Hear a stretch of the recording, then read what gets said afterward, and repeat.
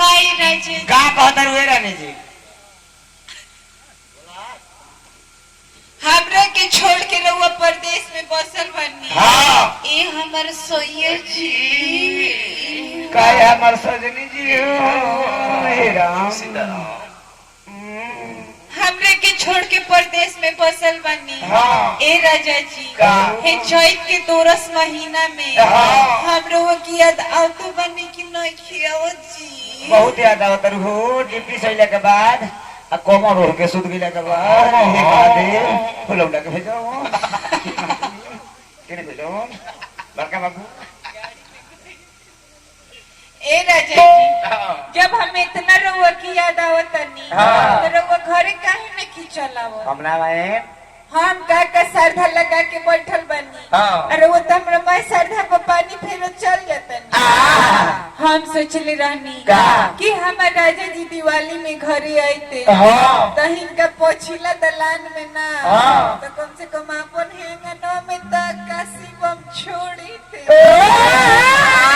अब उसे ना ले जाके खादर सन पर जम के दिया रख साइड में हाय राजा जी अच्छा। लेकिन वो तो दिवाली में ना के साथ हमने सरधा में गर्दा लगा देना। हाँ। तब हम सोचले रहनी का?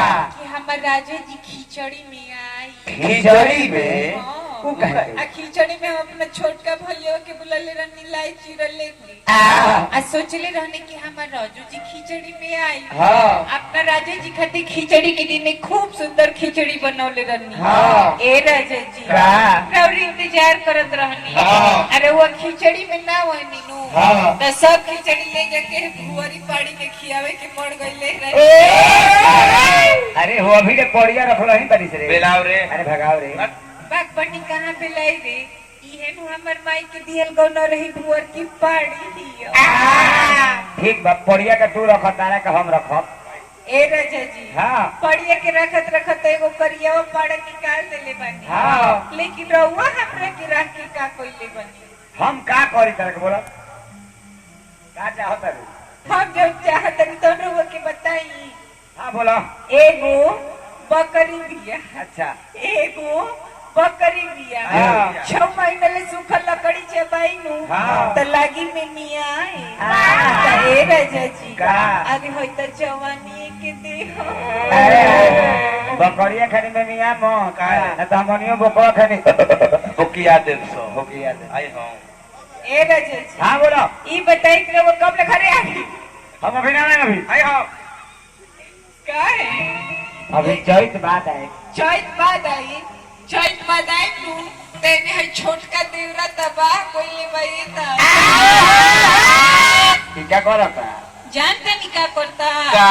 जब फाका पाता नु हाँ। तब ताला में चाबी लगावही के चक्कर में रहता इहे लेना औरी का? जानते नहीं क्या करता जानते नहीं क्या कहता का?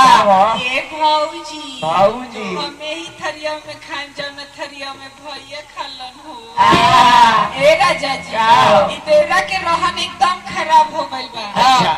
आधियो रात के अपन मुराइल हंसुआ हमरा हाथ में धरावे के कोशिश करता। हाँ देखियो हंसुआ में दांत नहीं के कारण 3 साल हो गई टेटवेट ले के पड़ जाए और अतिया बुलावती है कहती है कैसे खिंचाई तो महीना में